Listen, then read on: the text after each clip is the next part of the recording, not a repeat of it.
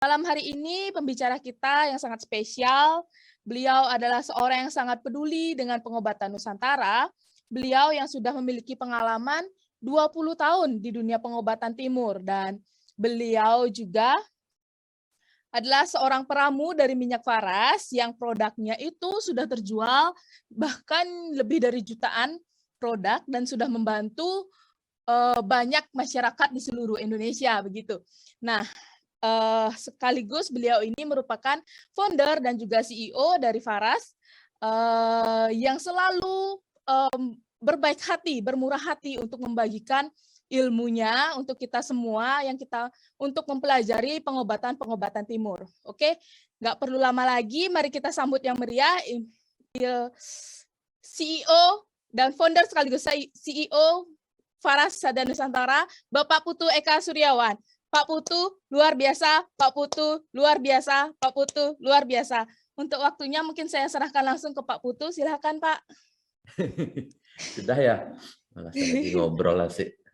Gimana kabarnya Kartika? Ya, sekarang Pak sehat-sehat. Iya, iya, iya, iya.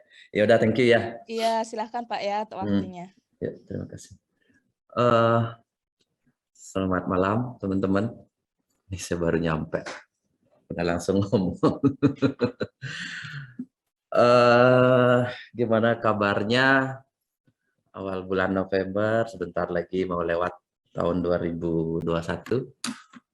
Sudah hampir 2 tahun kita pandemi. Silahkan komen dulu teman-teman dari mana saja sambil kita say hello, say hello. Saya pengen lihat suara saya kedengaran jelas atau tidak. Ini saya deketin mic-nya dulu. Nah, saya deketin mic-nya supaya lebih jelas. Oke. Dari mana saja saya pengen lihat ya chatnya dulu sebentar. Dari Toraja, Kebumen, Jayapura. Ini masih baru 200 orang yang masuk ya. Mudah-mudahan bisa lebih banyak. Karena cerita kesehatan itu selalu menarik bagi saya. Mudah-mudahan bagi teman-teman juga. Timika, banyak orang Papua ya. Berarti udah sinyalnya udah bagus berarti. Nurtiama jelas suaranya. Hanim Mahmud suara sudah jelas. Hubertus dari Semarang, Pak. Ya, salam dari Bali juga. Tambua, malam Pak Putu Atambua, Peggy Lado, malam juga. Makassar. Ayu Kadek Sri Darmini, nama orang Bali tinggal di Makassar. Kalau dari nama sih Bali, Ayu Kadek ini ya. Dayu Suastrini, Singaraja.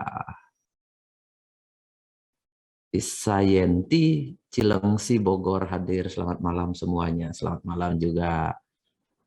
Sadah jelas Pak. Salam kenal. Saya member baru. Oke, salam kenal juga. Terima kasih sudah bergabung luar biasa ya. Ciantar, Halidah Hanum. Halo Bu. Ini Mataram. Siapa nih? Gustu. Oke, malam Gustu. Tuban Jawa Timur sangat jelas. Tita. Oke ya. Banyak sekali. Bekasi hadir. Nanti teman-teman kalau ada pertanyaan, nanti silahkan di komen, di chat ya. Kalau ada pertanyaan apapun tentang kesehatan, saya nanti akan juga berusaha baca semua tulisannya. Tambun, di mana Tambun itu ya? Tambun hadir, Sri Lasuri, Kupang, Goa, Cirebon, TBN Tabanan,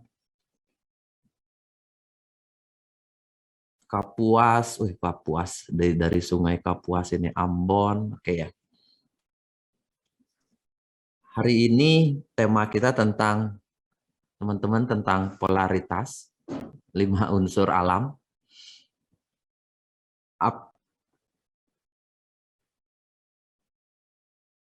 Oke, sangat jelas. Oke ya, saya langsung saja. Materi saya hari ini mungkin tidak terlalu panjang. Intinya bagaimana kita menjaga kesehatan dengan polaritas 5 unsur alam dan memanfaatkan alat terapi kita minyak faras. Terus terang, saya membuat minyak faras ini memang tujuannya untuk menterapi banyak orang yang sakit. Dari 5 tahun terakhir, minyak faras ini sudah digunakan dari berbagai kalangan masyarakat, dari berbagai jenis penyakit, dan bisa menolong banyak orang. Ya, yang awalnya dulu sekitar 5-10 tahun terakhir tidak begitu banyak orang yang paham tentang minyak bahwa bisa dijadikan obat, sampai sekarang akhirnya terbranding bahwa salah satu solusi untuk menyembuhkan penyakit secara tradisional itu adalah penggunaan dengan minyak. Dan minyak faras salah satu brand atau produk yang sangat dipercaya karena memang dari sisi khasiat dan metode pembuatannya memang kita buat dengan cara seksama sekali.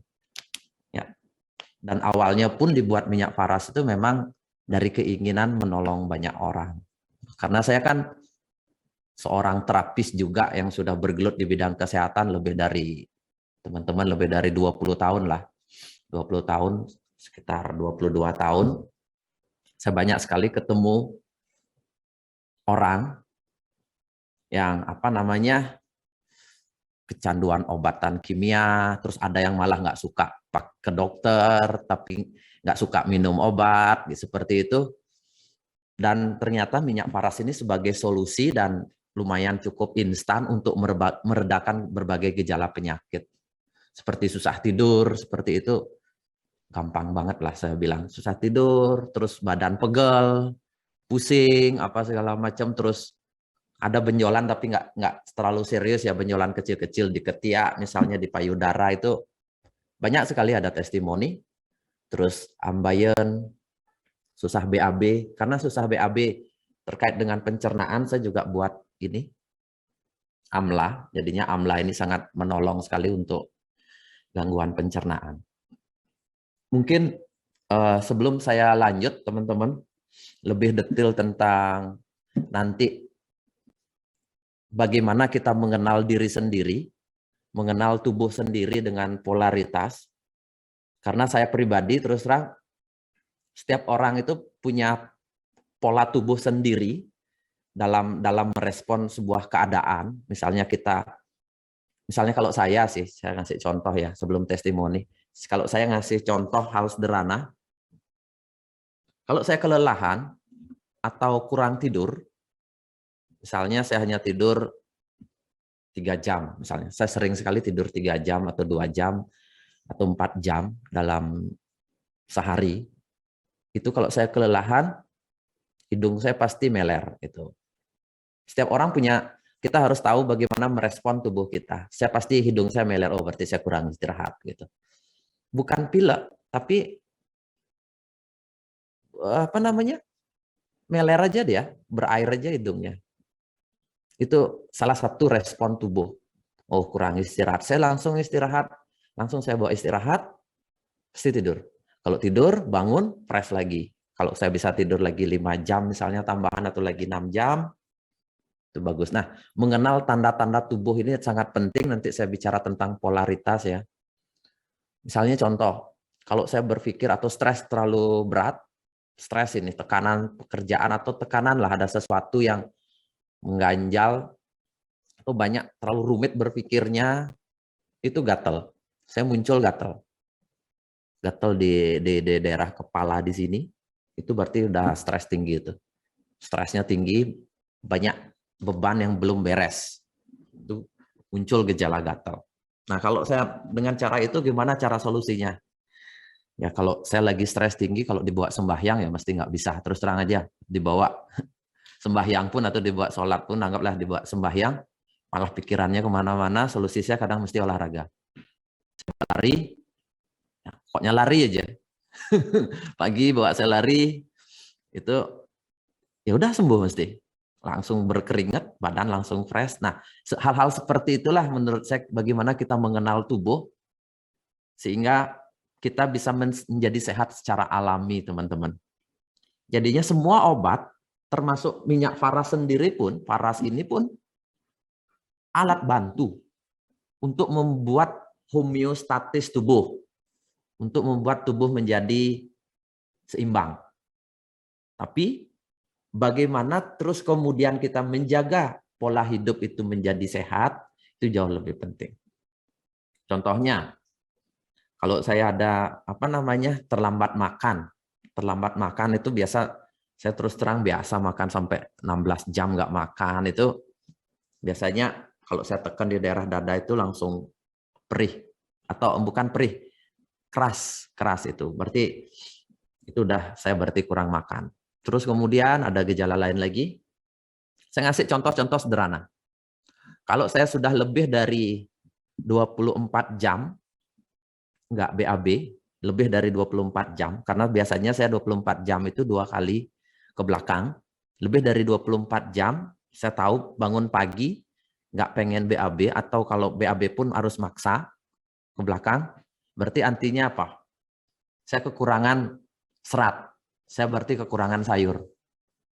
Serat tinggi berarti kebanyakan saya makan daging, kebanyakan saya makan makanan yang roti-rotian, nasi, overdosis lah itu. Berarti saya kekurangan serat tinggi, dan biasanya saya langsung ya kanamla ini plus saya rebus brokoli, saya rebus wortel, saya rebus kacang tanah, 3 itu favorit saya. Itu 1 mangkok. 1 mangkok segini itu langsung saya makan. Jadinya saya makan aja nggak isi apa. Paginya makan, terus malamnya lagi menjelang tidur makan. Dan itu sudah menjadi sekarang, terus kemudian tunggu aja lagi 6 jam, itulah langsung dah pasti BAB-nya. Kalau ada AMLA ya langsung aja, pasti nggak lebih dari 2 jam atau 3 jam, kita pasti ke belakang plus minum air hangat sedikit. Itu sudah saya ngerti, kadang-kadang kan kita lupa dengan gaya hidup, tapi tubuh itu ngasih respon bahwa kamu kurang loh sesuatu gitu, kamu kurang sesuatu di dalam tubuhmu, dia ngasih respon, nggak bisa BAB misalnya ke belakang, saya langsung makan serat. Dan sekarang untuk mencegah itu, saya orang rumah, terus terang saya orang rumah, selalu saya tolong masak apa saja boleh, saya bilang kalau orang rumah apa aja terserah masaknya, tapi tolong sediakan saya setiap malam, sediakan saya 1 mangkok brokoli, kacang, dan wortel rebus. Pokoknya ada 1 mangkok. Semua dari apapun boleh, ada daging, ada apa, sayur, sambal, apapun terserah itu. Semua jenis makanan boleh, tapi tolong masakkan saya selalu 1 mangkok. Ya, 1 mangkok kurang lebih 100 gram lah. Karena kalau kita kadang makan sayur, kita anggap makan sayur sedikit, kita sudah anggap makan serat, tapi enggak. Sebenarnya itu enggak. Terus kita anggap makan jus buah misalnya, kita sudah makan serat, itu enggak. Itu bukan serat. Kalau sudah dijadikan jus itu tidak ada seratnya. Seperti itu ya. Jadi nanti asik kok kita bicara tentang polaritas, karena itu terkait dengan pola hidup dan respon tubuh terhadap 5 organ yang ada di dalam tubuh kita. Jadinya saya akan banyak bicara itu. Jadinya saya ingin teman-teman nanti menjadi sehat. Ya, sehat secara alami itu jauh lebih penting. Dan nanti jadikan gaya hidup minyak faras itu minimum menjelang tidur, Anda susah tidur dan sebagainya, menjelang tidur Anda balurkan minyak faras. Itu tambahan saja, tapi tambahan yang membuat Anda akan jauh lebih nyaman dari hari-hari sebelumnya. Karena waktu malam bagi tubuh itu adalah waktu yang paling penting. Waktu malam ini, teman-teman ya, waktu malam adalah waktu yang paling penting, karena disitulah aktivitas tubuh mulai di-down-kan, diturunkan untuk menjadi istirahat. Dan ketika jeda itulah minyak faras itu sangat berperanan untuk merecovery. Merecovery itu apa ya? Memberi tubuh ruang untuk mengalami sebuah pemulihan. Tubuh mengalami pemulihan, seperti itu. Makanya ketika Anda menggunakan minyak faras malam hari, istirahat Anda bagus, paginya fresh, terus minyaknya diserap dengan bagus oleh tubuh, sehingga badan jadi segar. Anda mandi pagi itu tubuh akan jadi segar, dan otomatis ketika Anda bisa tidur deep sleep, tidur dengan nyenyak, itu berbagai masalah kesehatan Anda akan diperbaiki ketika tubuh ada ruang untuk recovery. Gitu. Dan ini Banyak sekali orang tanpa sadar menggunakan minyak faras itu berbagai keluhan, akhirnya hilang asam urat saya hilang, pusing saya hilang, terus kelelahan saya, napas saya pendek dan sebagainya. Saya sering nyeri otot, sering tegang di leher, di punggung kaku, terus nyeri tulang belakang, pinggang sakit, dengkul sakit dan sebagainya itu terrecovery.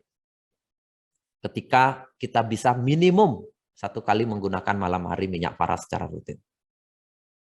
Seperti itu teman-teman ya. Balik lagi teman-teman, pola hidup timur itu mengajarkan hidup seimbang. Tubuh kita, supaya kita mengenal tubuh sendiri. Tidak perlu kita mengenal tubuh orang lain, tapi setidaknya mengenal tubuh sendiri. Dan kebanyakan obat itu membunuh respon tubuh. Respon tubuh itu contohnya gini ya. Kalau kita demam misalnya, atau demam biasa, atau kelelahan gitu kan. Kelelahan, kita demam, itu minum energy drink atau minum paracetamol gitu. Walaupun baru demam sedikit, baru 37 derajat sudah minum paracetamol. Tubuh itu ditekan panasnya, jadi kita tidak tahu kenapa kita demam, tubuh tidak belajar untuk menyembuhkan diri sendiri. Padahal harusnya kita untuk hidup sehat, kita itu harus mengenal tubuh sendiri. Kita tahu, oh saya demam ini karena apa? Jadinya kalau kita demam, kita tahu bahwa sebenarnya orang demam itu butuh istirahat. Butuh istirahat misalnya. Atau demam, butuh minum air hangat, kemudian istirahat, terus kemudian diberi tubuh ruang untuk bisa menyembuhkan diri sendiri. Nah, keseimbangan inilah yang perlu kita ketahui sehingga kita menjadi sehat. Kita menjadi sehat. Dan disinilah peranan minyak faras itu untuk memberikan rasa nyaman, maka terjadilah proses penyembuhan di situ. Jadinya minyak faras ini penting sekali. Saya tidak akan terlalu banyak bicara tentang kandungan minyak faras hari ini, teman-teman ya.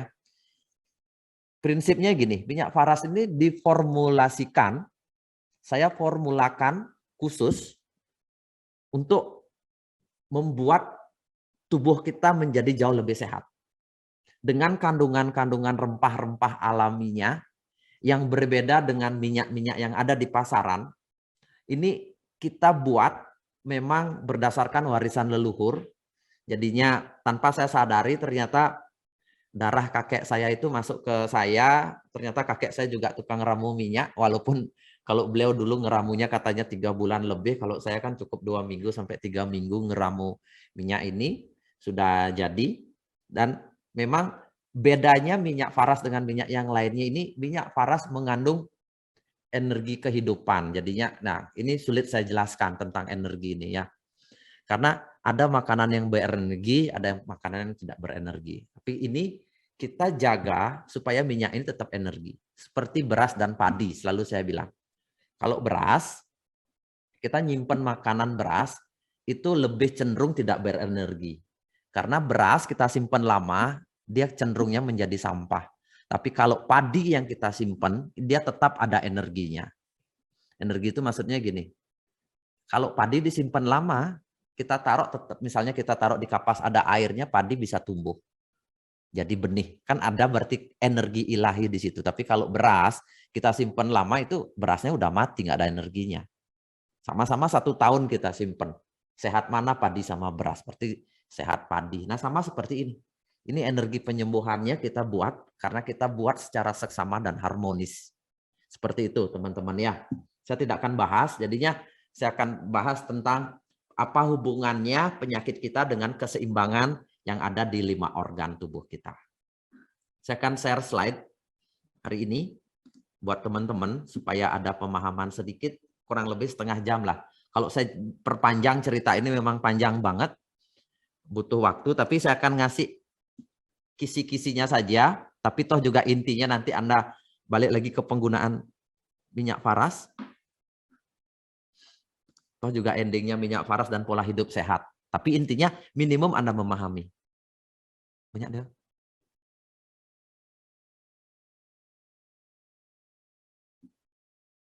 Oke ya. Saya akan cerita tentang ini supaya minimum kok full screen-nya ini ya. Kok kayaknya muncul udah. Oke ya. Minimum teman-teman ada pemahaman sedikit tentang polaritas. Menurut budaya timur, tubuh sehat itu karena terjadi keseimbangan di dalam tubuh, baik energi yin dan yang atau energi panas dan energi dingin, dan keseimbangan 5 organ yang ada di dalam. Kalau tidak keseimbangan itu banyak faktor penyebabnya. Karena faktor makanan, karena faktor pikiran.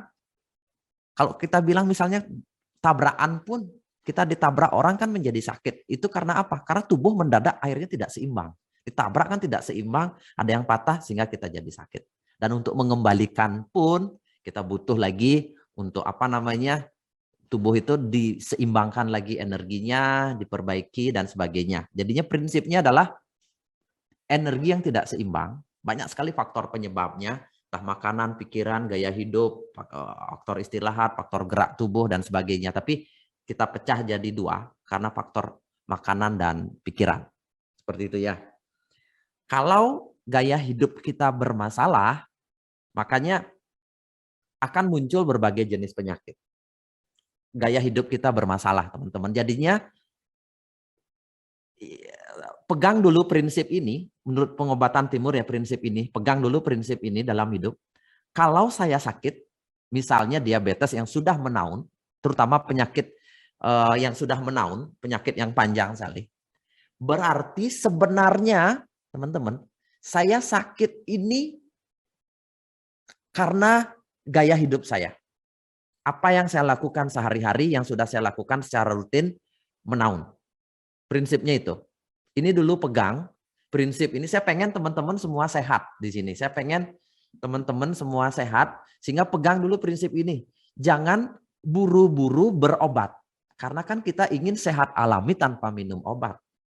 Jangan kita langsung sakit sedikit, kita tidak ngecek diri sendiri, langsung minum obat, apalagi tanpa pertimbangan dokter. Misalnya beli obat langsung ke apotek dan sebagainya, sok tahu, pusing, kesinilah. Padahal mungkin pusingnya hanya karena kurang tidur, atau karena anak hutangnya banyak, pusingnya aku dikasih obat gitu kan, nggak ada hubungannya. Jadinya apapun yang terjadi di dalam tubuh kita, penyebabnya itu biasanya lifestyle kita, karena makanan, pikiran, dan sebagainya. Nah, kita harus mengenal keseimbangan tubuh kita ini. Ini saya ngasih sebuah gambar. Kalau kita sakit, itu ada energi-energi yang bolong di dalam tubuh kita ya. Auranya tidak simetris atau asimetris. Sehingga virus gampang masuk. Makanya orang bilang kekebalan tubuh kita menurun. Itu berarti karena kalau kita lihat secara energi, orang itu auranya bolong-bolong. Jadinya kalau di foto Kirlian itu, di foto aura, itu dia akan banyak energinya nggak bagus. Ini faktornya kurang istirahat, makanan yang salah, terlalu banyak makanan, ya keseimbangan. Contohnya, makan itu kan ada 5 rasa, teman-teman ya. Ada yang manis, ada yang pahit, ada yang asin, ada yang asam, terus ada yang apa lagi satu? Ya 5 rasa. Nah, biasanya kalau kita kelebihan, contohnya tidak seimbang ini 5 rasa ini. 5 rasa ini. Kalau kelebihan kita makan manis, nah tidak seimbang tubuh kita. Organ kita jadi bermasalah. Itu ada 5 organ nanti yang mempengaruhi kesehatan tubuh kita sehingga auranya menjadi atau energi tubuh kita menjadi optimal. Contoh ada faktor rasa, ada 5 rasa. Ada 5 emosi yang mempengaruhi kita juga nanti. Jadinya makanya ada 5 organ, ada 5 rasa, ada 5 emosi, ada 5 cakra yang mempengaruhi keseimbangan tubuh kita. Nah, kelima-limanya ini yang harus kita seimbangkan.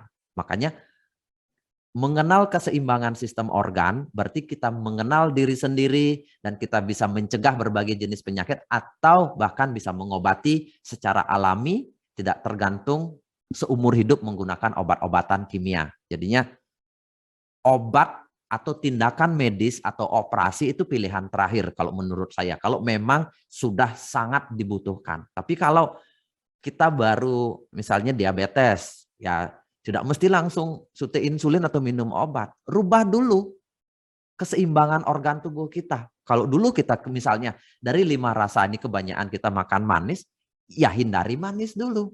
Seperti itu. Itu adalah lifestyle kita untuk menjadi sehat. itu gaya hidup kita menjadi sehat sehingga tubuh bisa merespon atau menyembuhkan tanpa obat. Karena kalau kita minum obat, ketergantungan sama obat, dan kita tidak merubah diri kita, itu artinya apa? Kita minum obat seumur hidup.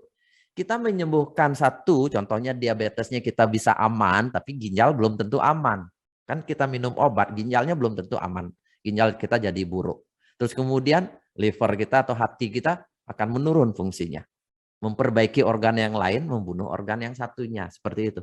Itu benar-benar kalau menurut saya mungkin semua orang juga harusnya berpikir seperti itu. Karena saya pun bukan makhluk yang tidak pernah sakit. Setiap hari saya kadang-kadang sebulan ada saja sakit, ada apa, misalnya kelelahan. Karena kan saya pebisnis ya, kadang kurang tidur, langsung hidung meler. Oh, saya kurang istirahat ini. Saya langsung jeda 3 hari atau 2 hari, atau 1 hari tidur full. Saya balur minyak farah, saya mandi air hangat, terus kemudian saya gosok, saya suruh istri atau cari orang untuk gosokkan minyaknya supaya full seluruh tubuh, berendam air hangat, terus minum air jahe hangat, karena saya butuh itu jahe hangat, kadang-kadang saya kasih madu, istirahat udah full. 2 hari, 3 hari sembuh lagi. Tapi kalau terus saya tidak rubah pola hidup, mungkin aja saya sakit karena hampir aktivitas saya overloading setiap hari karena kerjaan saya banyak, pikiran banyak, saya punya pabrik banyak, seperti itu kan. Tapi kalau kita tidak berusaha merubah pola hidup kita, kita mesti sakit. Tidak ada dispensasi. Baik Anda orang yang tidak punya uang, baik Anda orang yang sangat sibuk, baik Anda seorang presiden pun, kalau Anda tidak menjaga pola hidup, Anda pasti sakit. Seperti itu. Jadinya itu yang harus ada di dalam pikiran. Kenapa? Jangan berpikir seperti ini, teman-teman. Kenapa ya saya sakit? Apakah Tuhan lagi marah sama saya? Enggak ada hubungannya. Enggak, Tuhan enggak pernah marah. Yang terjadi adalah kenapa saya sakit? Adakah pola hidup yang saya jalani salah? Apakah saya terlalu banyak tidur, terlalu banyak aktivitas, kurang makan, lambat makan, dan sebagainya? Itu yang diperbaiki. Jadi pola hidup sehingga menjadi sehat. Seperti itu ya. Nah, itu tadi asimetris tubuhnya. Nah, ini yang saya bilang tadi. Gambarnya dia kok nggak mau saya. Nah, ini. Oh, kelihatan nggak ya polaritasnya itu? Kelihatan. Nah, ini ada untuk menjaga keseimbangan tubuh. Nah, saya akan jelaskan. Ada 5 organ di dalam tubuh kita ini yang mempengaruhi keseimbangan. Ada 5 organ tubuh yang menjaga kesehatan kita yang harus kita jaga supaya 5 organ ini menjadi seimbang energinya. Tidak boleh salah satu mendominasi energinya atau salah satu yang energinya lemah. Kita tidak bicara tentang penyakit ini ya, tapi kita bicara tentang energi atau chi atau prana dari organ tubuh kita. Ada 5 organ. Ada organ ginjal, itu organ yang berpengaruh terhadap banyak hal, yang mengatur keseimbangan tubuh. Kita lihat langsung ke atas, ada organ jantung, ke arah bintang kita lihat ya, ke arah bintang, jangan ke arah memutar, ke arah bintang kita lihat, ada organ jantung, itu, terus kemudian bintang ke bawahnya ada paru-paru, terus kemudian ada hati, ada limpa. 5 organ ini yang akan mempengaruhi kesehatan kita. Dan ini harus dijaga keseimbangannya. Dan 5 organ ini sangat terpengaruh sekali oleh pola hidup kita yang seimbang. Supaya 5 organ ini menjadi energinya seimbang dan kita akan menjadi sehat. Seperti itu. Kalau ginjal bisa diibaratkan sebagai pabrik, itu energinya itu apa namanya? Air. Kalau kita bilang dari 5 unsur kehidupan, 5 unsur pembentuk kehidupan itu ada 5, yaitu ada air, ada api, ada logam, ada kayu, ada tanah ya. Jadinya unsur ginjal itu adalah air, unsur jantung itu panas, atau unsur ginjal itu dingin, atau ginjal itu air, jantung itu api, kalau paru-paru itu sifatnya logam. Nanti kalau kayu itu hati, terus kemudian tanah, ada unsur tanah limpa. Saya akan perjelas sedikit. kelihatan nggak saya ada ini nih ya? Wih, kok bergerak dia?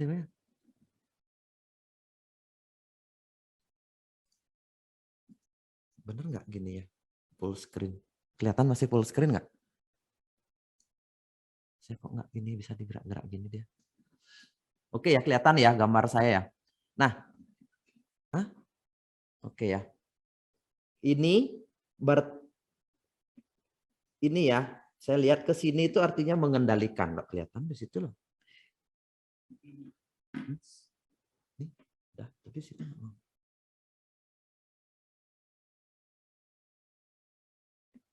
Ntar ya, ada slide yang salah. Ulang lagi ya. Stop dulu. Saya stop dulu ya. Nggak mau bergerak slide-nya. Coba ulang lagi dulu. Kita ulang lagi. Ini materi yang menarik bagi saya.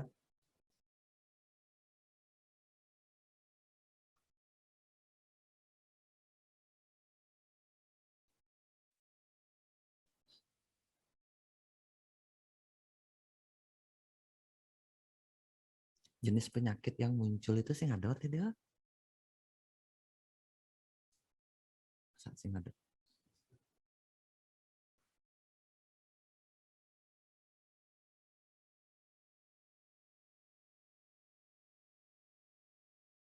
Sapno.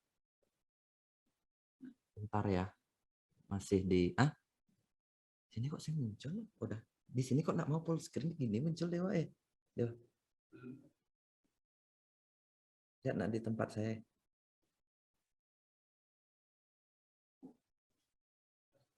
Udah ya. Oke. Kita lihat dulu. Nah,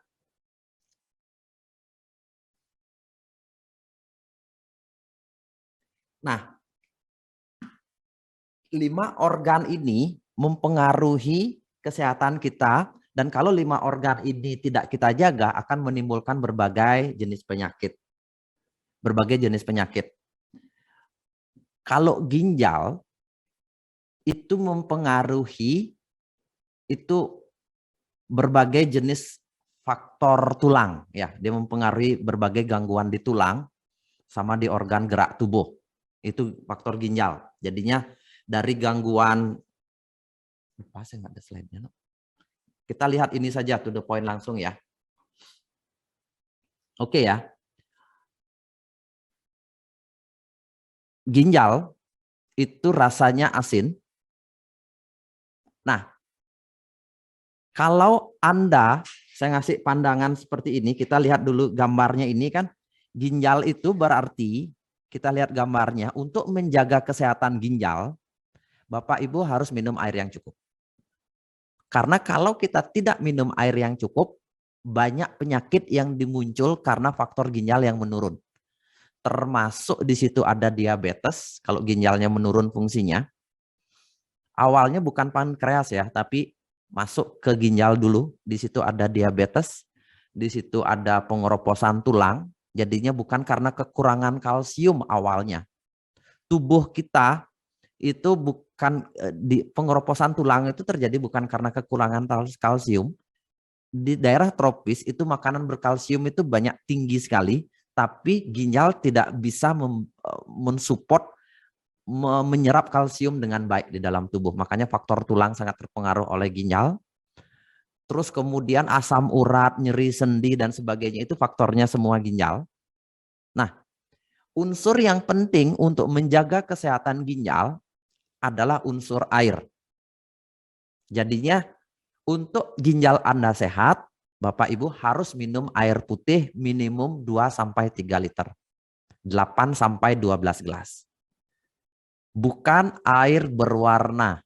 Bukan es teh, bukan soda, bukan Fanta, bukan Sprite, tapi air putih. Semakin dikasih warna air itu, ginjal semakin berat bekerjanya. Berarti satu faktor adalah air. Jadinya untuk menjaga kesehatan ginjal, air putih ini faktor penting. Supaya energi ginjal itu tetap terjaga. Karena sahabatnya ginjal itu adalah air. Ingat ya, sahabat ginjal itu adalah air.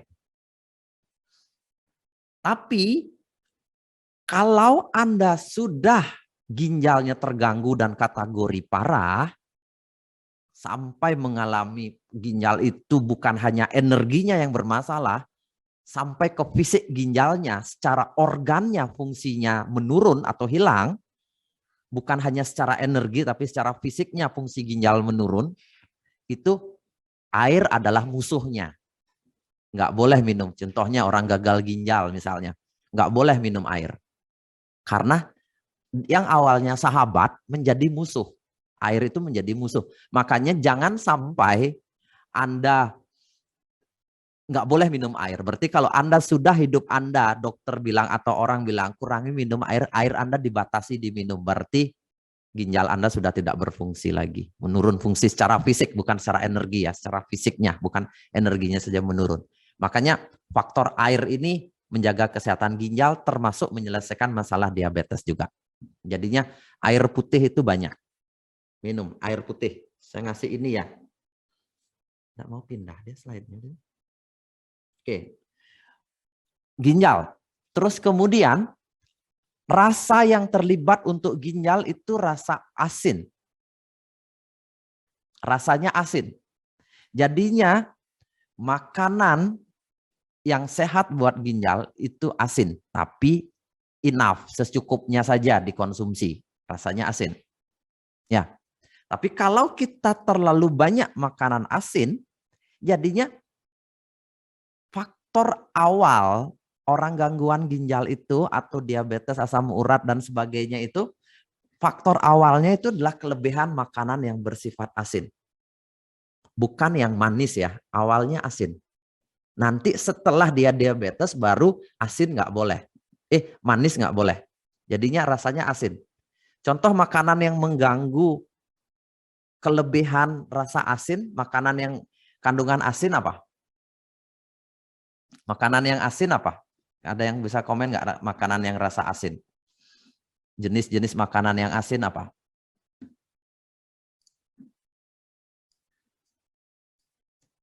Jadinya makanan yang bersifat asin ya garam.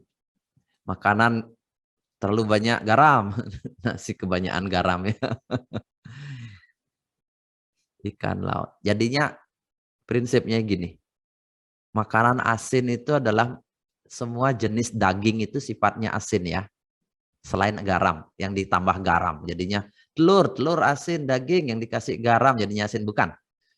Selain garam, makanan yang bersifat asin, menurut pandangan timur, semua yang mengandung darah itu asin. Jadinya semua jenis ikan, lauk, daging itu yang ada darahnya itu bersifat asin. Nah, kalau Anda ingin menjaga ginjal Anda sehat, rasa asin ini nggak boleh berlebihan. Secukupnya saja. Jangan setiap hari Anda makan daging terus. Jadinya ada harus rasa yang lain. Ada rasa pahit, rasa pedas, asam, dan manisnya dicukupi juga. Harus seimbang. Seperti itu ya, harus seimbang. Faktor asinnya ini. Semua makanan yang mengandung darah itu asin. Terus pikiran yang mengganggu ginjal itu adalah rasa takut. Yang mengganggu ginjal. Kalau Anda banyak takut itu bahasa Indonesianya itu orang penakut itu berarti nyalinya kecil. Nyali itu sebenarnya adalah ginjal.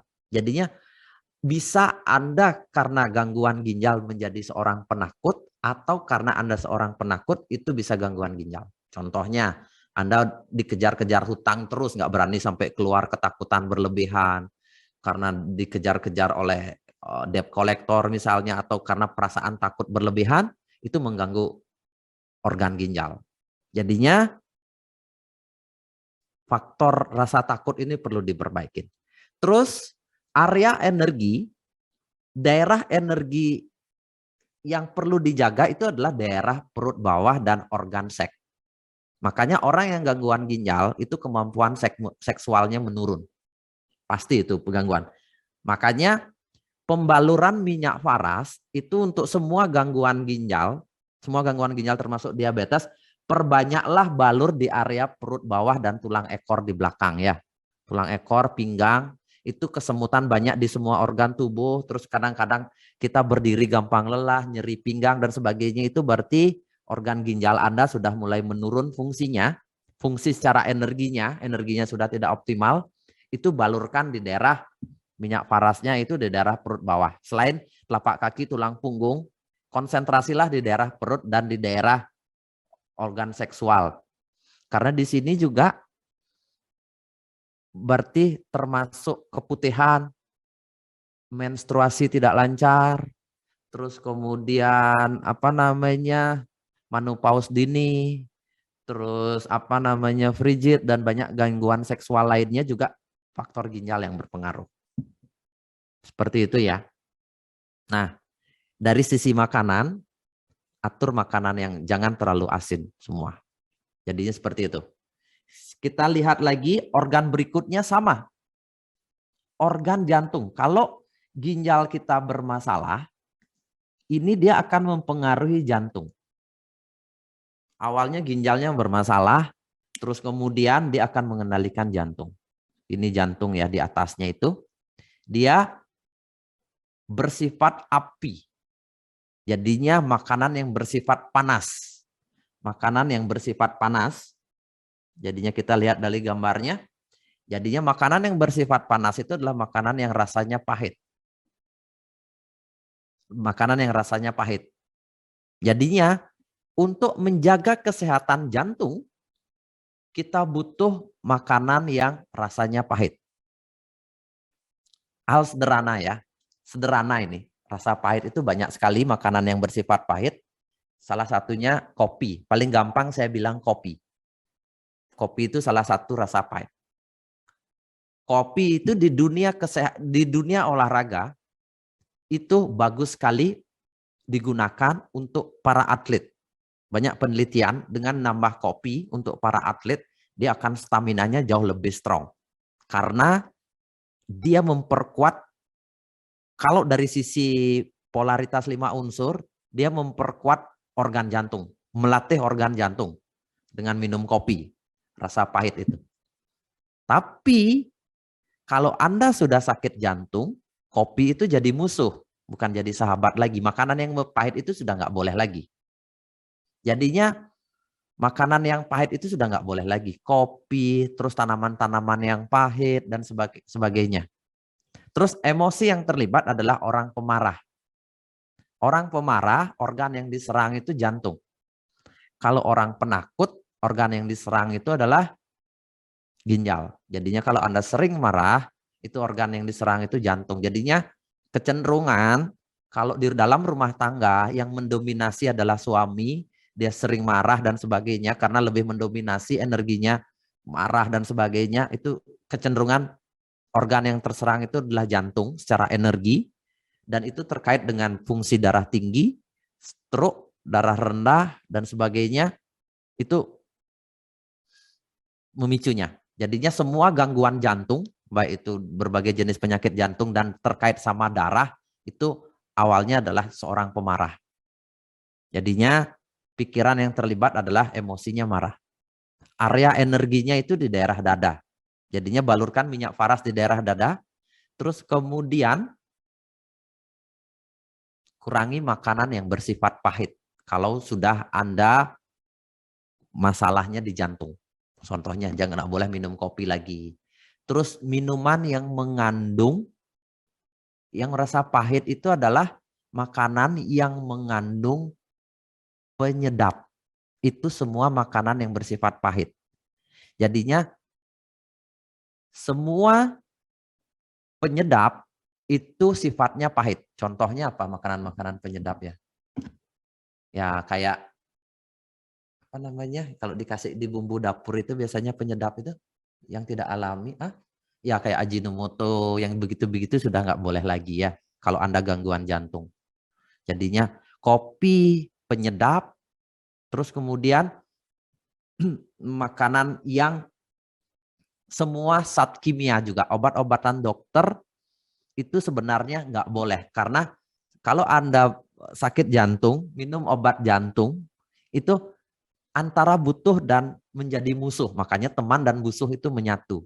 Jadinya karena dia bersifat pahit. Semua obat-obatan kimia itu bersifat pahit.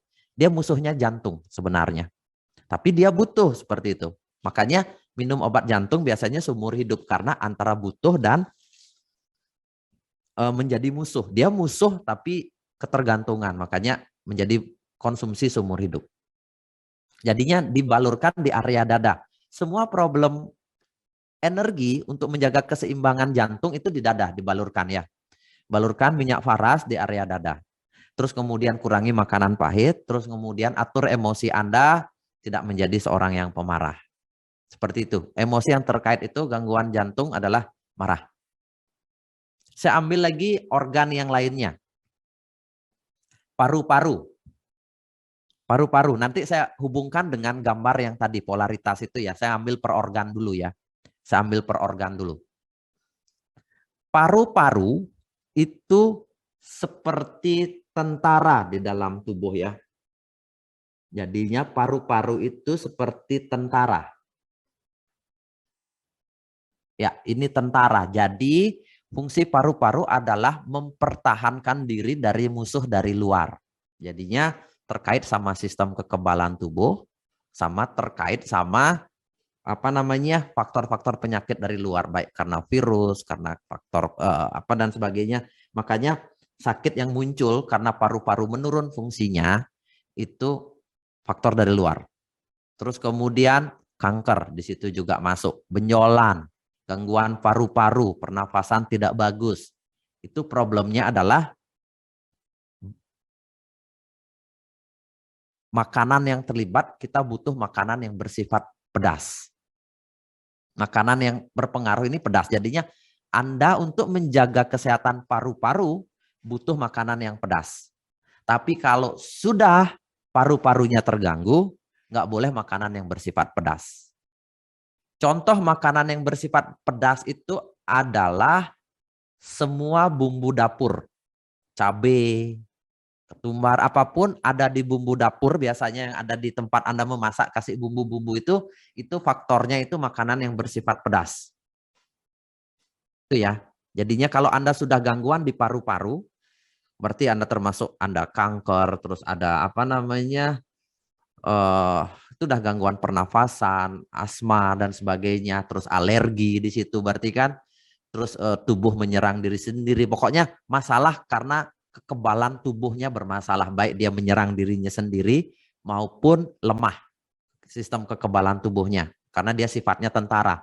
Tentara itu bisa menyerang diri sendiri atau tentaranya bisa lemah, tidak punya tenaga. Nah, orang ini kecenderungan adalah pikirannya yang terlibat adalah orang-orang yang memendam perasaan. Berarti orang ini sebenarnya sifatnya pemarah, tetapi marahnya ke dalam, memarahi diri sendiri. Makanya benjolan itu biasanya orang-orang yang pemarah ke dalam. Orang-orang yang memendam perasaan. Makanya kenapa banyak kecenderungan di Indonesia itu yang terkait organ paru-paru yang terganggu banyak wanita, yang terkait organ jantung banyak terganggu adalah pria. Karena memang kalau pria marah, dia lampiaskan keluar. Tapi kalau wanita marah, dia akan marahnya ke dalam atau memendam perasaan. Karena memang di sini kepala rumah tangga adalah cowok. Makanya ibu, ya bapak atau ibu, kalau lagi kesel sama suami, lagi marah ya lebih baik keluarlah atau teriak-teriak di luar atau gimana, lebih baik ungkapkan sama pasangannya, jangan dipendam. Mendam perasaan karena ini akan mengganggu sistem kekebalan tubuh kita atau tentara kita akan menjadi lemah. Kalau bapak-bapak tolong jaga jantungnya, jangan suka marah-marah. Jadinya supaya distribusi semua energi yang ada di dalam tubuh, distribusi darah tidak menjadi kental dan seterusnya, itu Anda jaga dengan pikiran tidak jadi marah. Nah, area paru-paru itu dada dan tenggorokan. Tenggorokan dan dada ya, dibalurkan minyak farasnya. Selain tulang punggung, maksud saya kan tetap tulang punggung, jadinya area yang dibalurkan di situ.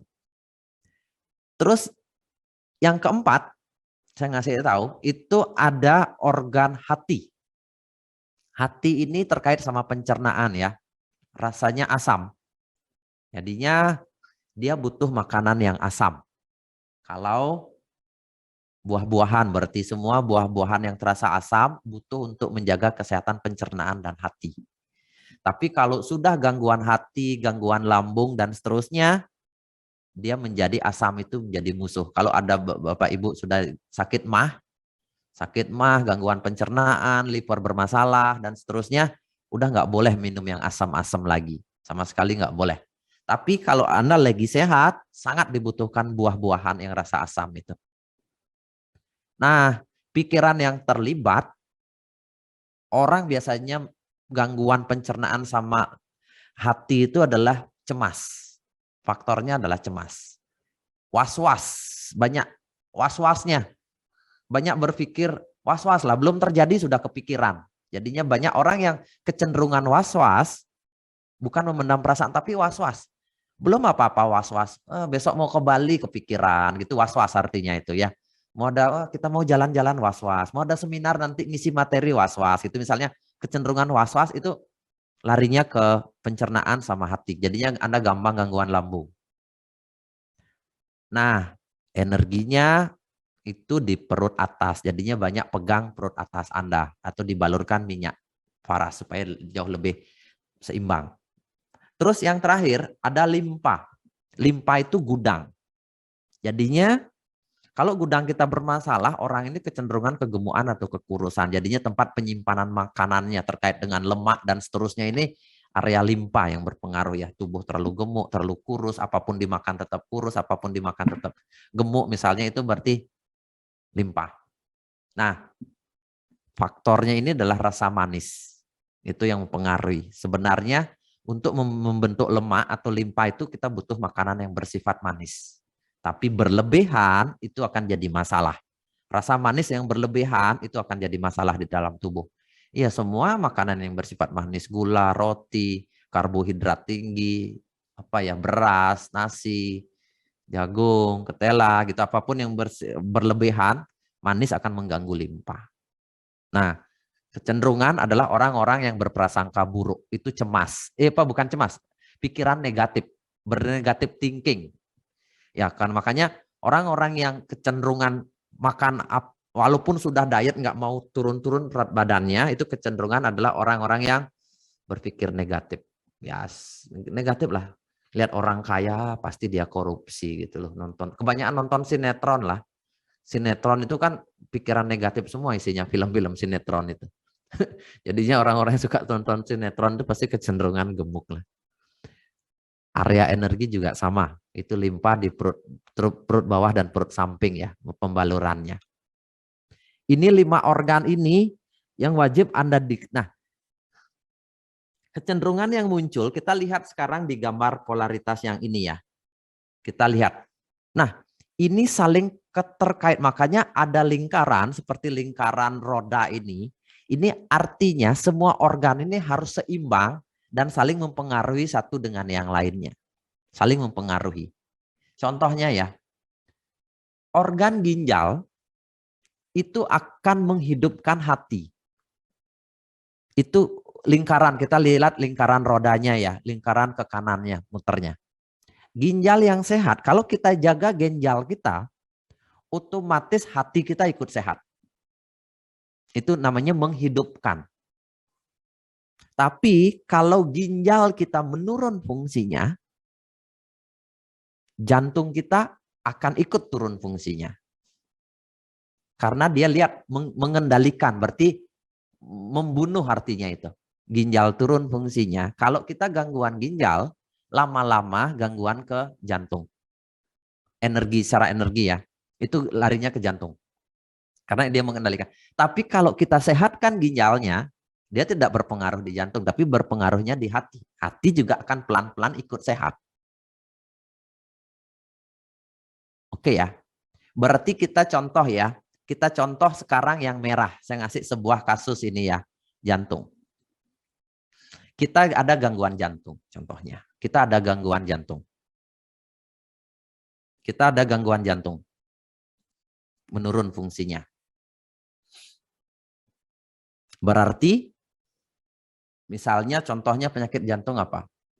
Tensi tinggi contohnya. Hal pertama, makanan yang tidak boleh itu apa? Berarti semua makanan-makanan yang mengandung penyedap itu dikurangi. Terus makanan yang mengandung daging nggak boleh. Dagingnya juga dikurangi. Karena ginjal mengendalikan jantung. Bisa ngerti kan maksud saya? Ginjal mengendalikan jantung. Jadinya dua makanan yang diturunkan kandungannya. Jadinya semua makanan dan minuman yang diolah secara berlebihan, contohnya roti, semua yang diolah-olah berlebihan, dimasak berlebihan, sama makanan yang bersifat pahit itu dikurangi, sama pengendalinya juga berpengaruh. Pengendalinya, makanannya apa? Kalau yang dari ginjal, contohnya makanan dari ginjal apa? Asin, itu dikurangi juga. Berarti dua faktor ini ya, jantung dan ginjal. Karena ginjal mengendalikan jantung juga. Kalau Anda jaga kesehatan jantung, jaga kesehatan ginjal, pelan-pelan fungsi jantung Anda akan kembali normal. Seperti itu. Kalau jantung Anda sudah sehat kembali, limpa akan tambah semakin sehat.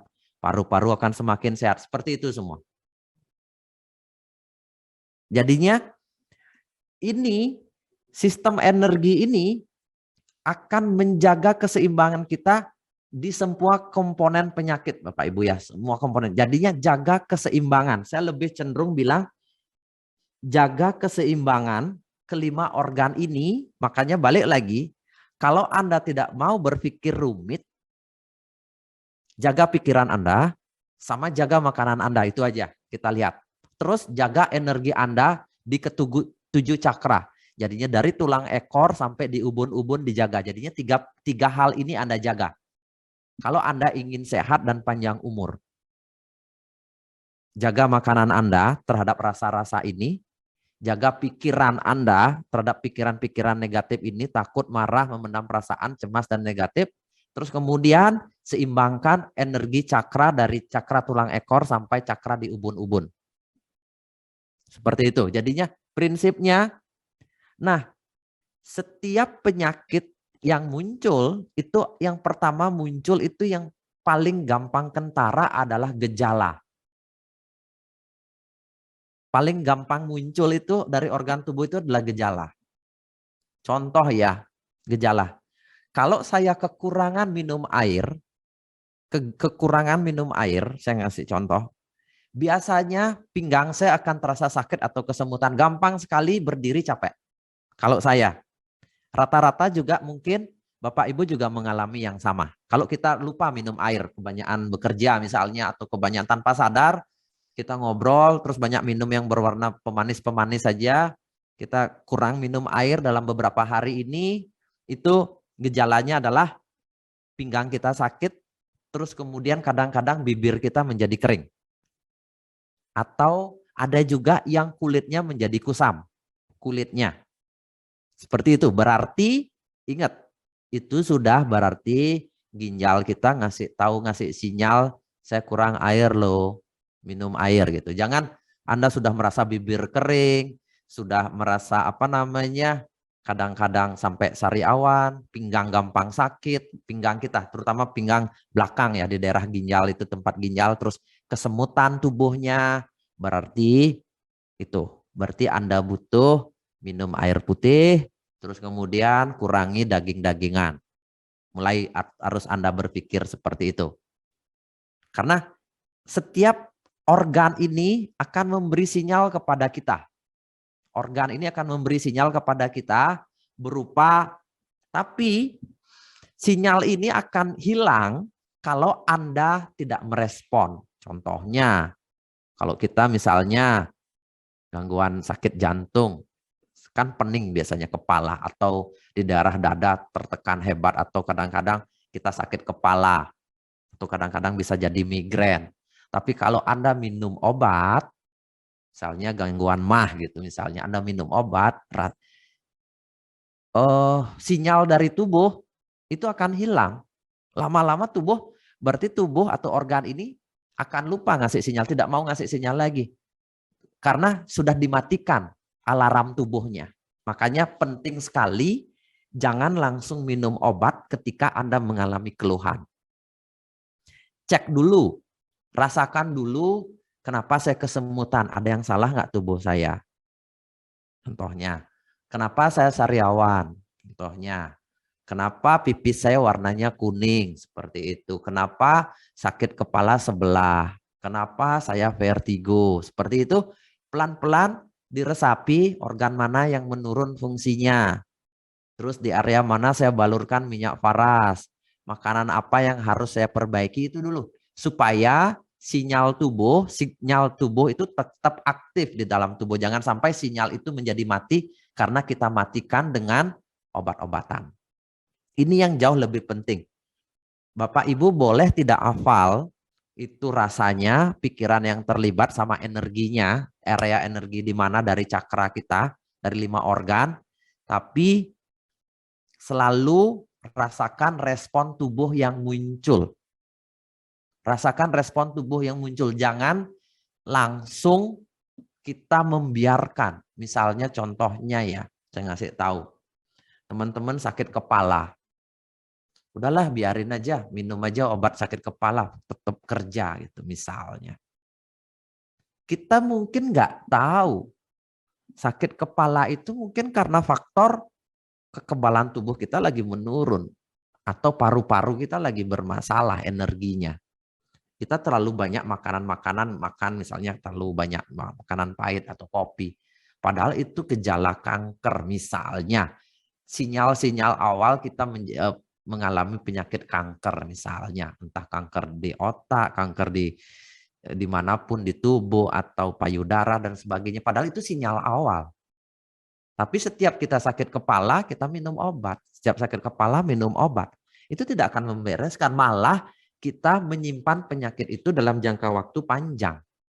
Seperti itu. Dan akhirnya benar-benar kita akan, padahal awalnya baru akan gejala, akhirnya menjadi penyakit beneran. Seperti itu kawan-kawan ya. Makanya saya bilang ya, hampir 20 tahun lebih semenjak saya mengalami SMA itu sama sekali nggak makan obat-obatan dokter. Saya bilang nggak makan sama sekali obatan dokter. Sebisa mungkin apapun saya konsumsi kalau saya lagi sakit obat-obatan tradisional.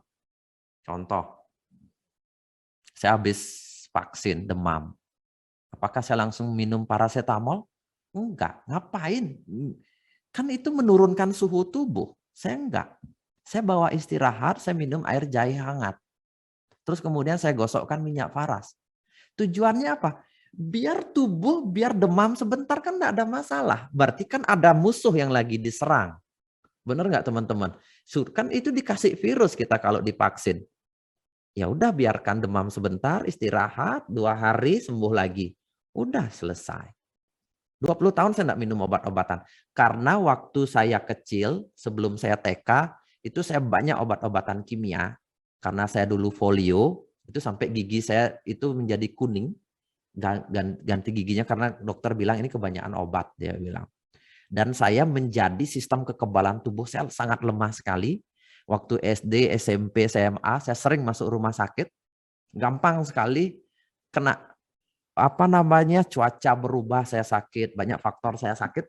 Dan semenjak saya mengenal ilmu pengobatan timur, itu semua berarti sinyal tubuh itu penting makanya. Dan membuat tubuh menjadi kuat itu penting.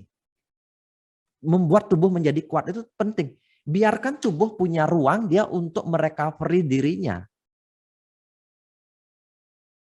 Contoh, tadi dibilang problem di jantung. Kan ibu bilang asam urat enggak, ini enggak. Itu kan semua terkait sama ginjal. Tadi dibilang detak jantungnya enggak normal. Berarti intinya apa? Berarti kemungkinan dia kelebihan makanan yang bersifat pahit.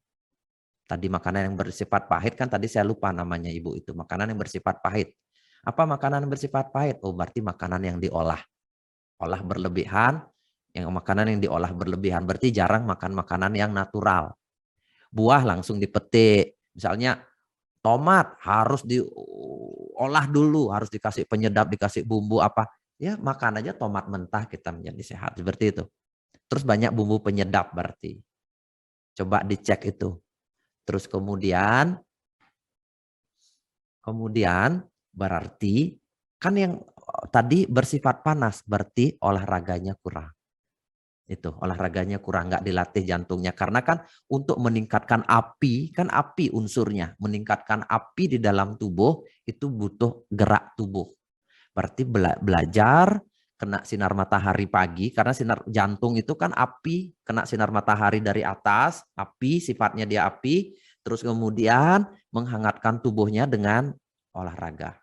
Dia butuh api berarti. Apinya redup di dalam tubuhnya, berarti dia butuh gerak. Olahraganya apa? Tapi nggak boleh berolahraga terlalu keras. Olahraganya jalan kaki, jalan cepat 30 menit di bawah sinar matahari. Terus kalau bisa, balurkan minyak farasnya juga, seperti itu. Ini prinsip cara berpikirnya teman-teman ya, cara berpikir kita sehat. Makanya hampir 25 tahun ini saya nggak pernah lagi minum obat-obatan dokter. Karena saya ingin tubuh itu tetap kuat. Tubuh kita harus tetap kuat. Saya bilang, tadi ini balik lagi, minyak faras ini alat bantu, balik lagi. Saya bilang obat kimia kan alat bantu. Ini juga sama, alat bantu memberi ruang tubuh. Tapi setidaknya kita tidak minum obat, tidak ketergantungan. Dan ini membuat kita tidurnya menjadi nyenyak malam hari. Sehingga recovery tubuh jauh lebih bagus. Banyak misalnya ada kasus apa lagi. Contoh cerita sakit apa ya di jantung. Saya banyak kasus sendiri. Gangguan pencernaan, ciri-cirinya apa? Nyeri lambung misalnya. Nyeri di lambung kita, dada panas, terus perut kita sering sendawa. Itu kalau Anda sering sendawa habis makan, contohnya sendawa terus, itu artinya apa? Oh, ada sesuatu di dalam tubuh, ngunyahnya belum bagus, terus kemudian terlalu banyak makanan-makanan yang mengandung apa misalnya itu terlalu unsur energinya terlalu tinggi, berarti banyak mengandung hewani dan sebagainya itu. Banyak faktor yang harus Anda pahami. Makanya prinsip kita, Bapak Ibu, kalau ingin umur panjang, hiduplah secara alami, terus kemudian perhatikan sinyal tubuh. Sinyal tubuh akan memberi sinyal. Sinyal tubuh. Kayak tadi, amandel. Ada yang cerita amandel diapakan gitu. Banyak orang amandel kok dioperasi, saya bingung. Kan lucu ya kalau amandel dioperasi. Cukup minum air hangat, kalau bisa air jahe, itu balurkan minyak faras, ya tahanlah 1 minggu, 2 minggu kan bisa sembuh Bapak Ibu. Kan bisa sembuh. Kalau dioperasi kan kecerdasan kita jadi bego, kita jadi anak-anak jadinya menurun kecerdasannya, terus sistem pertahanan tubuh kita kan hilang. Karena ini sistem pertahanan tubuh tonsil pertama, energinya.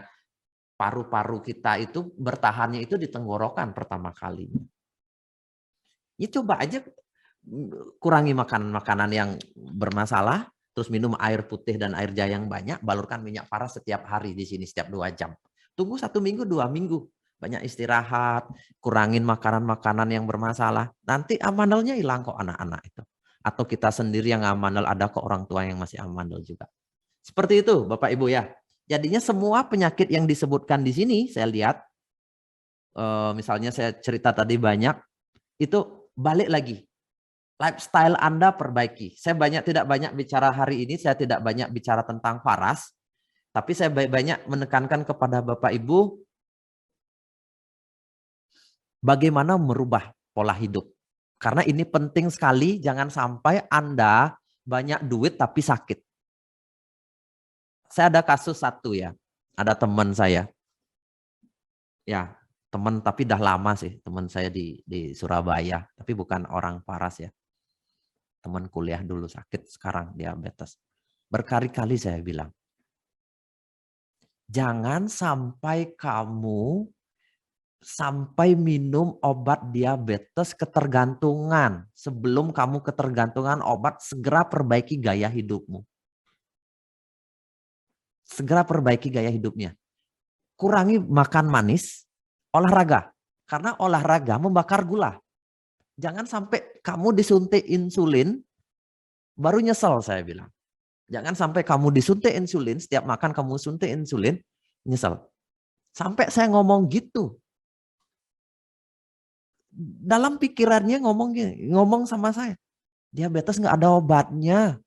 Kok kamu bisa gitu? Kan harus wajib kalau diabetes minum obat gitu bilang. Menurut Bapak Ibu benar nggak? Orang sakit diabetes itu wajib minum obat seumur hidup? Kan nggak benar. Diabetes itu kan pola hidup, terlalu banyak yang manis kan? Ya kan? Terlalu banyak makanan manis. Itu yang jadi problem mindset kita. Mindset kita itu yang harus diperbaiki. Jadinya cukup kan teorinya kebanyakan gula kan di dalam tubuh. Cara membakar gula paling gampang apa? Cara membakar gula paling gampang di dalam tubuh apa? Siapa yang diabetes ini? Cara membakar gula paling gampang dalam tubuh apa? Olahraga. Satu. Nomor 2, cara membakar gula paling gampang dalam tubuh apa? Puasa. Terus cara membakar gula paling gampang dalam tubuh apa? Minum air putih. 3 itu kalau Anda lakukan, diabetes hilang. Percaya sama saya. Tapi bisakah Anda melakukan itu? Makanan gula dikurangi, contohnya apa? Kurangin nasi, kurangin roti-rotian, kurangin ini. Perbanyak buah, jadinya perbanyak gula yang ini. Terus sering berbalur, sering berjemur sinar matahari, olahraga. Nggak mau dilakukan, dia memilih suntik insulin. Akhirnya lama-lama ginjalnya terganggu. Akhirnya ya udah mau gimana. Sekarang seusia saya, tapi sudah seperti 60 tahun. Kemana-mana seperti kakek-kakek dan sebagainya. Yang berduit sih berduit, tapi kan nggak segitunya lah. Ya kan, tetap harus berenergi hidup kita. Makanya Bapak Ibu, selain menggunakan minyak faras rutin, jadikan P3K di dalam rumah tangga Anda, minyak faras Anda gunakan ini untuk jalan-jalan di luar, bawa ini, tolong jaga tubuh Anda tetap sehat dengan terus memperhatikan sinyal-sinyal yang ada di tubuh. Jaga kelima organ tubuh ini dengan memperhatikan. Kalau Anda kelelahan, istirahat. Kalau jantung Anda merasa berdebar, diamkan dulu. Kalau nafas Anda ngos-ngosan, misalnya sering, itu latih pelan-pelan bawa olahraga, jemur sinar matahari. Itu jauh lebih alami. Tuhan sudah memberikan obat kepada kita dengan sempurna. Semua ada di sekitar kita. Itu pesan saya. Saya yakin di sini banyak teman-teman yang ada yang sakit, ada yang gini itu kan. Jadinya jaga itu jauh lebih penting. Karena menurut saya harta yang paling berharga di dunia ini adalah kesehatan Bapak Ibu. Andai kata ya sekarang saya punya uang miliaran gitu kan. Punya mobil mewah, rumah mewah. Tapi saya di atas kursi roda, enak nggak Bapak Ibu? Nggak enak. Sholat bisa nggak di atas kursi roda? Nggak enak. Asam urat enak nggak? Setelah usia 40 tahun ke atas bawa sholat nggak enak. Sholat aja susah ya kan? Jadinya harta yang paling berharga itu kesehatan. Jangan gadaikan jantung Anda, jangan gadaikan ginjal Anda, jangan gadaikan mata Anda, jangan gadaikan organ-organ Anda, liver yang lain, demi yang lainnya. Nomor 1 itu adalah kesehatan. Jaga itu menurut saya, jangan banyak dikasih obat-obatan kimia, jangan dikasih ini itu di dalam tubuh, jangan pikiran-pikiran buruk menghantui. Jadinya jaga lingkungan tetap sehat. Itu menurut saya Bapak Ibu ya. Dan pesan sponsor dari saya ya pakai minyak faras secara rutin. Karena minyak faras dijemur sinar matahari, pakai mandi di semua posisi, dia memberi ruang buat tubuh. Jangan beli minyak sembarangan dari luar atau apa, karena ini setidaknya Anda tahu siapa yang meramu, Anda percaya saya berarti percaya sama minyaknya. Kadang-kadang orang berpikir kok mahal sih minyak faras. Ya minimum Anda pakai 1 bulan 1 botol atau 2 botol 1 bulan untuk menjaga kesehatan, kenapa tidak? Daripada kita minum obat seumur hidup. Kalau kita bisa sehat dengan ini. Mungkin itu sih dari saya. Saya tidak akan membahas semua ini, karena berbagai jenis penyakit yang semua Anda ceritakan di sini, sebenarnya itu gejala yang muncul. Saya sering semutan di pinggang, apapun sering sekali kepala, migrain, semuanya, telinga berdengung, itu semua problem-problem natural yang harus Anda perhatikan. Cek lagi, balik lagi. Makanan apa yang saya kurangi, makanan apa yang saya lebihkan, jenis olahraga apa yang cocok, terus istirahatnya bagaimana, pikiran saya bagaimana, dan itu kembali kita akan menjadi hidup sehat. Terus kalau pikiran kita kacau, Bapak Ibu, kalau Anda masih muda, masih bagus olahraga, pikiran kita stres, ini tips dari saya ya. Kadang-kadang dibawa doa itu susah. Kalau kita lagi contohnya ya, kita lagi ada masalah ini, benar-benar masalah berat. Karena saya sering, kita doa atau sholat enak kalau pikiran jernih. Benar nggak? kita akan sholat atau sembahyang, itu kalau pikiran jernih enak banget. Tapi kalau kita lagi bermasalah, dibawa sholat, itu pikiran kita akan kemana-mana, kacau banget. Saran saya, kalau kita lagi kacau balau di banyak titik, terutama di mental, di pikiran ya, bukan di fisik. Kalau ada banyak problem di mental, solusinya menurut saya adalah olahraga jalan cepat di tempat terbuka. Sampai Anda keringetan. Kalau lari sih tidak saya anjurkan kalau nggak pernah olahraga. Jalan cepat, ketika Anda sudah keringetan, walaupun apa masalah Anda nggak peduli, yang penting Anda keringetan. Setelah Anda keringetan, mandi baru bawa sholat. Baru pikiran Anda akan jernih. Setelah itu balurkan minyak faras, kemudian istirahat. Itu akan memicu satu kebaikan satu, memicu kebaikan lain, memicu kebaikan lain, memicu kebaikan lain. Itu akan jauh lebih bagus. Karena dari pengalaman saya, setiap saya ada masalah dibawa doa tambah kacau pikiran. Tapi dibawa olahraga dulu baru dibawa doa. Olahraga dulu baru doa. Itu sepertinya. Segitu ya. Ini nggak tahu ada pertanyaan atau enggak. Tapi mudah-mudahan bermanfaat materi saya hari ini. Saya sudah agak malam ini. Tatar saya lihat pertanyaan dulu ya. Pertanyaan saya. Ibu saya bokong perut sampai ke bawah membengkak, Pak Putu, seperti beteng. Apa beteng itu? Saya sudah dapat periksa ke dokter spesialis paru dan cairan di paru, selap ginjal, sempat eko jantung, dan hasilnya sama ada cairan juga di dalam tubuh. Perubahan. Itu artinya itu artinya metabolisme tubuh itu sudah mulai menurun ya. Itu problem utamanya. Itu artinya semua sisi. Jadinya cairan itu sudah ada di mana-mana dan sebagainya. Rekomendasi saya, apa yang bisa dilakukan supaya ibu ini ada aktivitas lebih. Tapi tidak berlebihan. Gerak olah tubuh. Saya udah kemana-mana itu. Kalau orang tua itu kalau masih bisa jalan, bisa olahraga, kena itu jauh.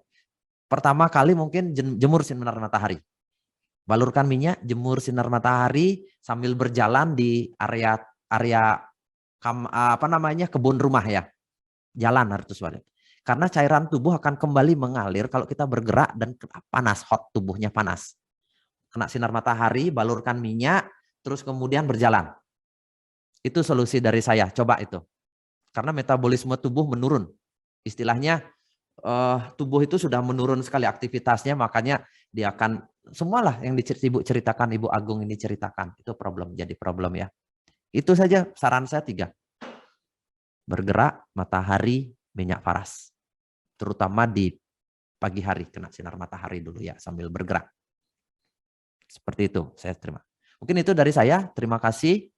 Udah kemalaman, banyak pertanyaan yang tidak saya jelaskan, tapi prinsipnya jaga kesehatan tubuh Anda, jangan langsung ke dokter, atau jangan ke dokter boleh konsultasi, tapi jangan langsung minum obat. Saran saya untuk menjaga kesehatan jangka panjang. Sekian dari saya, nanti ada lagi mungkin Kartika, ada lagi berapa tadi ya? Lagi 6 atau 7 testimoni, silakan. Dari 6 kayaknya, yang mau sharing. Ada pertanyaan ya, singkat? Ada lagi yang lain, mudah-mudahan tidak. Mungkin sekian dari saya. Saya ucapkan banyak terima kasih. Sampai jumpa di seminar kesehatan berikutnya. Jadinya mohon maaf hari ini saya tidak banyak membahas tentang minyak faras. Bagi yang baru ingin mengenal minyak faras nanti bulan depan saja. Tapi saya lebih penting menurut saya sekarang bicara tentang menjaga kesehatan dan mengenal sinyal-sinyal dalam tubuh berdasarkan 5 organ yang ada di dalam diri kita. Sekian dari saya. Terima kasih. Sampai jumpa di seminar kesehatan berikutnya. Sehat tanpa minum obat. Terima kasih.